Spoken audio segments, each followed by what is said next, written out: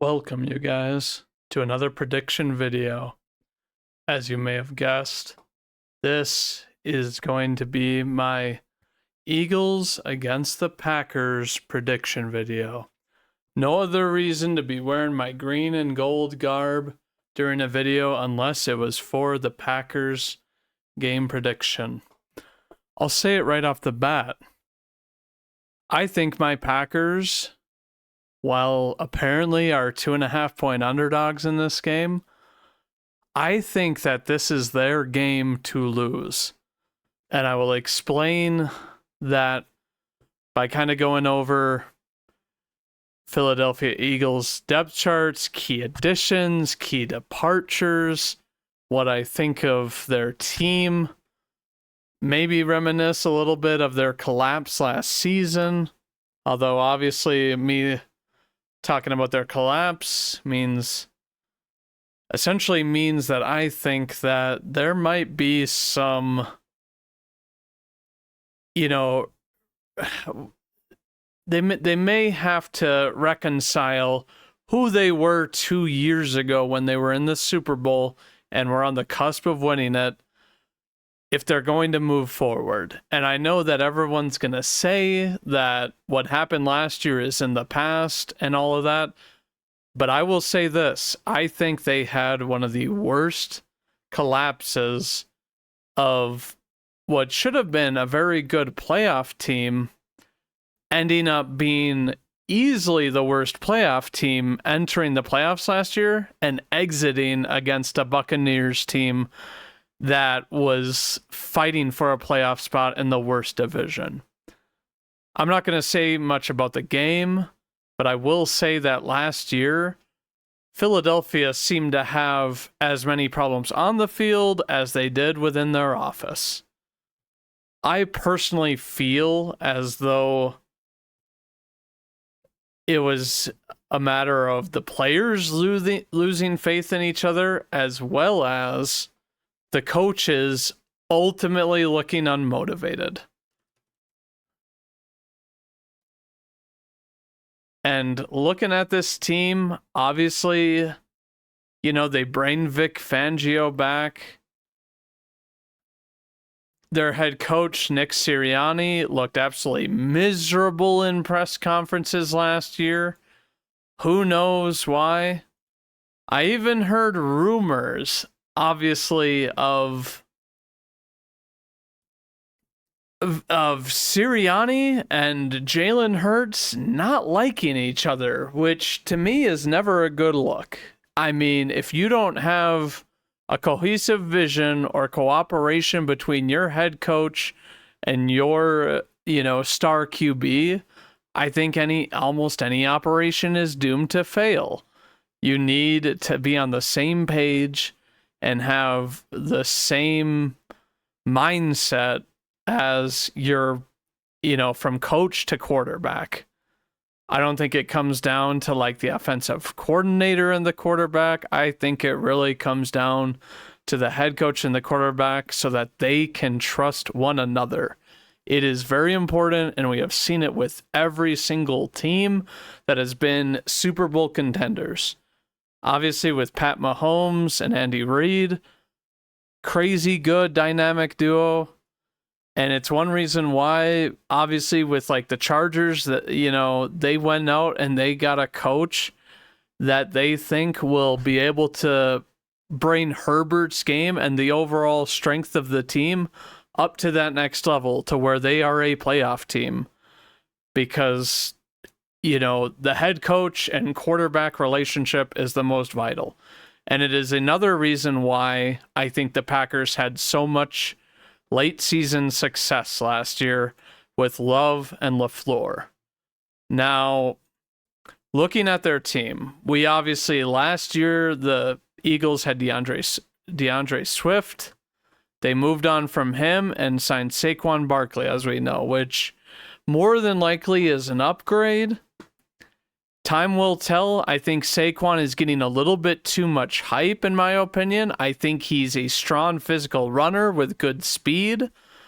But I do think that he suffers from being way too physical with the ball when he's not the biggest running back. Yes, he has a lot of power, but I think it's hampered his career with injuries that he's had in the past, and they may need to protect him from himself. The other key departure, I think, on offense that nobody is talking about for whatever reason is the departure of Jason Kelce. The best center in football, a veteran on the team, a leader, someone who was not only blunt about, what was going on the team, understanding football, but also did so much in the run game that it's like, are they going to be able to replace him? Also very strong, and, who knows, we'll see if he was, a key piece for the tush push. Obviously replaced by Cam Jurgens, a young center, potential upside, I guess, but I think it's going to be something that they may miss Jason Kelce when they realize that, we can't run the same sort of things that we used to. They also did, I guess, upgrade at right guard, putting Mekhi Becton there. They still have Lane Johnson, who is arguably one of the best right tackles in football. Maybe he can be more of a leader. But I just don't think you have as much freedom if you don't have a center that's willing to run to either side, set up blocks, and doing the amazing things that Jason Kelce did. Like, I think it's just a slander against his memory, saying that, this team is going to be unstoppable with the run and that sort of thing. And you never know. Center, I think, is a very undervalued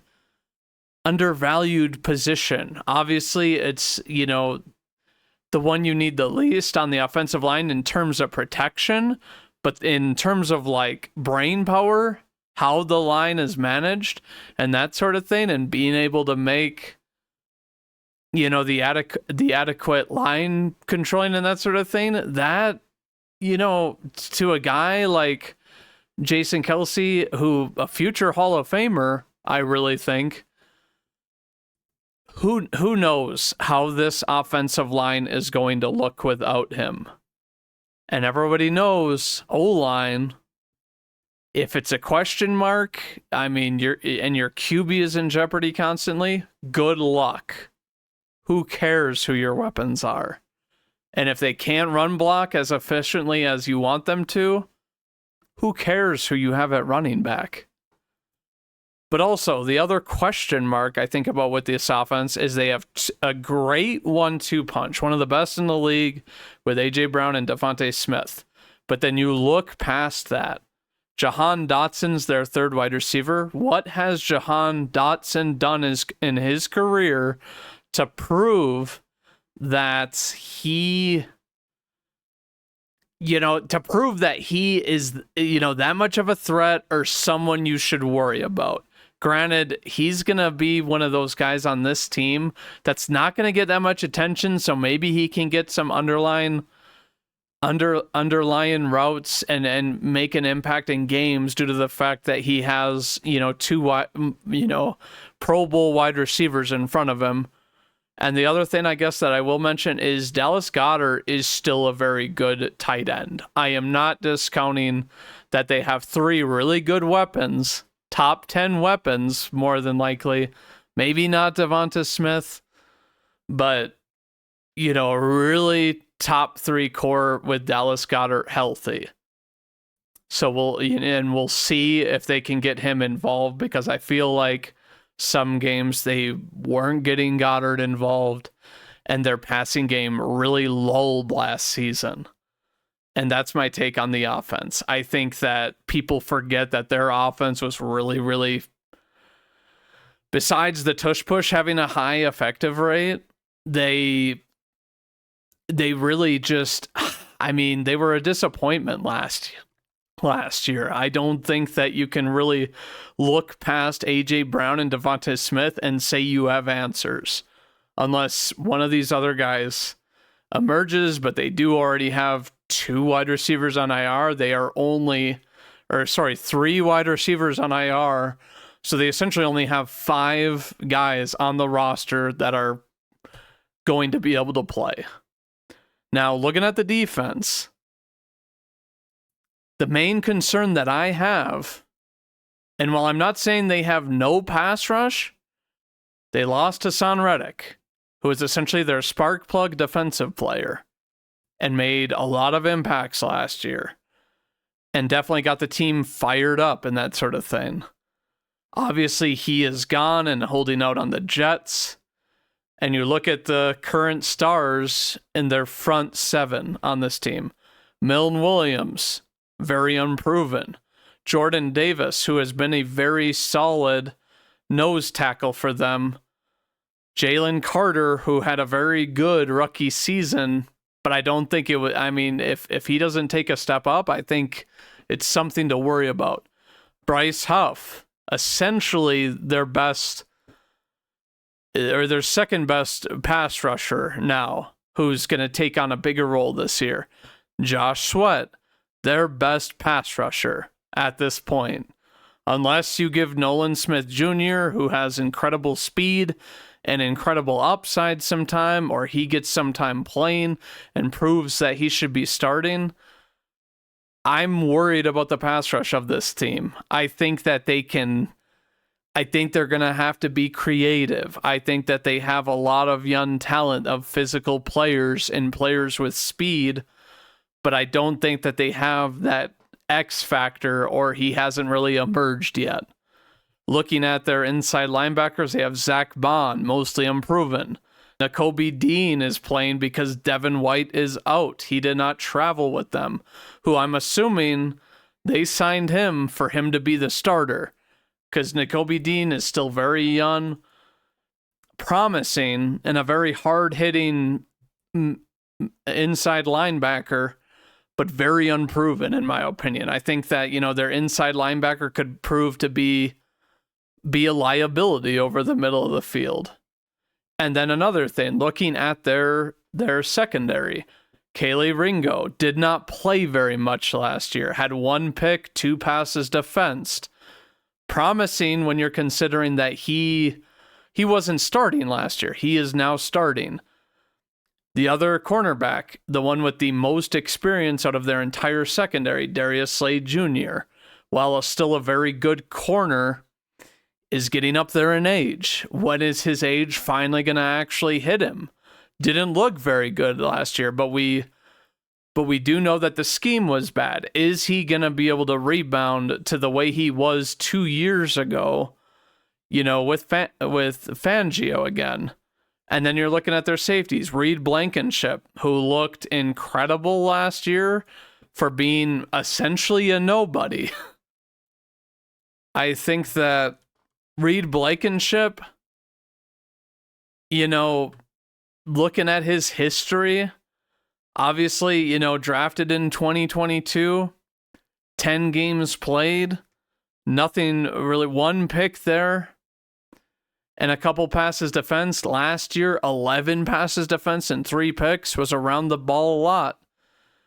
Will he be able to pick up Fangio's defense and do really well, essentially, is what I'm thinking.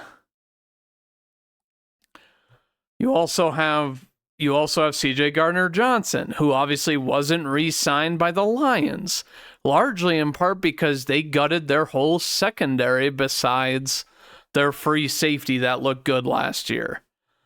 And I mean, obviously he's familiar with the Packers, but how much of that is really going to help him in a new system and against, a team that, as far as I'm concerned, is a powder keg of an offense waiting to explode this year, especially with the way they ended with the Packers.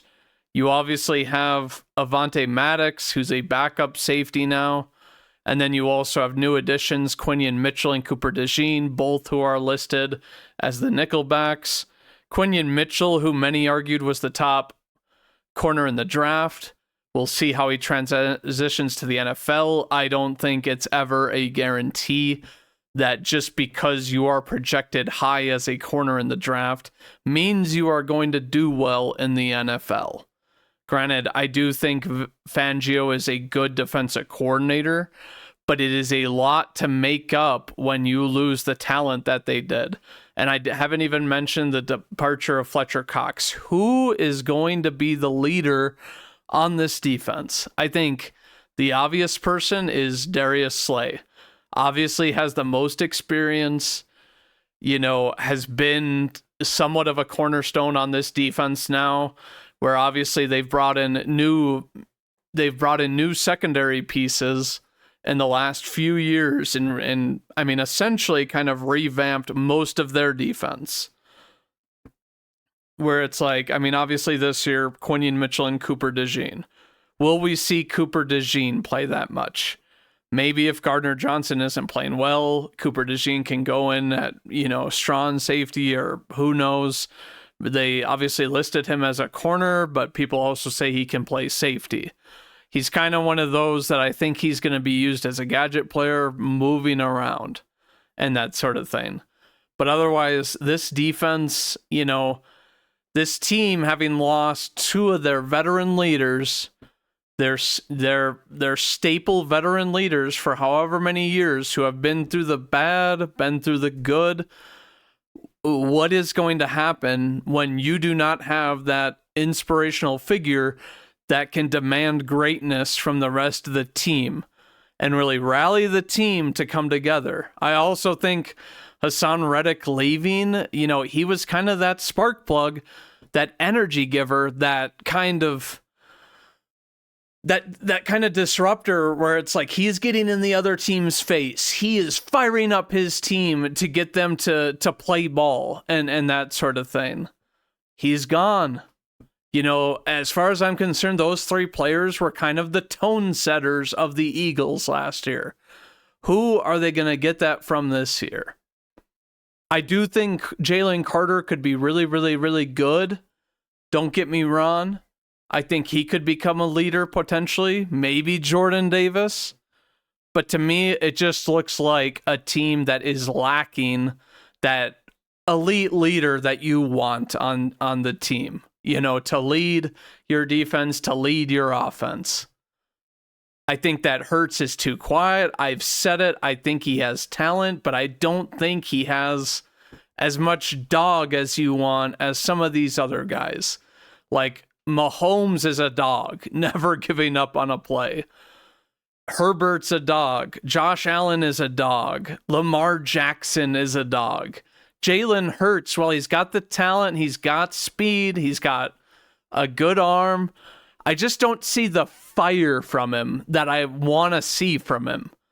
And I think it's one of the reasons why, sometimes he looks a little bit uncomposed with pressure and that sort of thing. I think he feels pressure way too much. And this is kind of the primary reason of why I think they're going to lose. I think that they are going to have to do some identity seeking. I do think they have, a lot of talent. I think that this is a talented team, albeit a young team, but they're going to have some things to figure out this year. I don't think it's a bona fide that this team is automatically gonna win their division either. I don't think the Cowboys are a better team than they are last year, but I think it could be a scrappy fight in that division. And it's like, if these guys were playing the best that they could and they had a little bit more, I would say, fire, maybe Saquon is the piece, but I do think that Saquon, many said that, he was behind a bad O-line and he did everything for himself. I don't think that they had the same kind of run blocking problems last year on the Giants that they did in the pass game. Ultimately, the tackles both failed, in the pass game, and it was a monumental failure. But I think in the run game, I don't think it was as bad as people, claimed it to be. I think that Saquon kind of suffered from the fact that, we don't have, while Daniel Jones is a bad quarterback, they didn't have a good quarterback. So people were you know, so I mean, it's just one of those things that it's like, just because you're a well-liked player, and I like Saquon, doesn't mean that you're just going to go to a new system and flourish. And especially when you don't know whether the O-line is going to operate the same way that it has in previous years with all the studs that it had on it. Like, chemistry in the O-line isn't just grown overnight, and I know this just through suffering through, the Packers having changed from like Bakhtiari and some other guys getting injured, and even their right tackle, changing in the last couple of years. It is not a surefire thing that your new O-line, even though you might have 2 or 3 of the same pieces that you had last year and that sort of thing. But let me stop ranting about the Eagles. I think I've kind of made my point on why I think that they are, that they maybe should be underdogs in this game. Obviously it's a 2.5 point game. That practically means it's anyone's game in my eyes. I really don't think that, it's like it could come down to literally, whoever kicks the last field goal. But looking at the Packers, obviously we have Jordan Love, newly signed Malik Willis at QB. And here's the wild thing. You look at the key departures on the Packers, Aaron Jones. You could maybe say Bakhtiari as a guy who maybe gave some advice to the younger tackles or guys on the O-line, but he ultimately was not playing last year or that much the year before. So ultimately, the only key departure, as far as I'm concerned, as a Packers fan, was Aaron Jones. And believe it or not, I loved when they signed Josh Jacobs. He was a little banged up last year, but he is only 2 years removed, a few years younger than Jones is, and having a 16-yard rushing season against an O-line that was shoddy. I do not know how he did it that year. They obviously had more of a passing attack with the addition of Devontae Adams and, that sort of thing, and still having Carr. But, like, Josh Jacobs, to me, could be that workhorse back that we haven't seen on the Packers essentially since, like, Eddie Lacy or Ryan Grant, and who even remembers those guys? So I think Jacobs, behind an even better O-line, can reemerge to who he was 2 years ago. And then you look at the wide receivers. No heavy changes here from last year. You got Watson, Dobbs, Reed, Wicks, Melton, and Malik Heath. Dobbs is listed with questionable with a hand injury. I assume he plays. Hopefully it doesn't, affect his ability to catch. If it is, I feel like they'll play Dobbs in a very limited role because, as everyone knows, Wicks had a hell of a year. On most other teams, he would not be the fourth option at wide receiver. But then it's like we also look at Jaden Reed and Watson. Watson, his first opening night game, because he has missed too many games with his hammy injury, or hammy issues, I'm sorry. And that all got resolved this year when he went and figured out that, this this leg is essentially weaker than the other. We've got to make up the difference. And last time I checked, he was, beneath 10% difference when they asked him about it in a press interview. Then looking at the tight ends, obviously Kraft is injured, did travel. They are saying that he is going to play. He ended the season doing really, really well, was a very good yards after the catch threat at tight end. And then we look at Luke Musgrave, the starting tight end. Luke Musgrave, who was on pace to set the record for rookie Packers tight end last year until he suffered an oblique tear, which sidelined him for multiple weeks and unfortunately couldn't come back at the end of the season. Looking at the O-line, no major changes besides at right guard, with Jordan Morgan, who they drafted in the first round, which I am glad that they did something to fix the guard position, because last year it was, Sean Ryan and the carousel that was at right guard. That's the only thing that I will say. Obviously, one of the major question marks is still Josh Myers at center. I don't think he played terrible, but there were definitely moments where I was like, you need to be able to have an impact on some pass defense.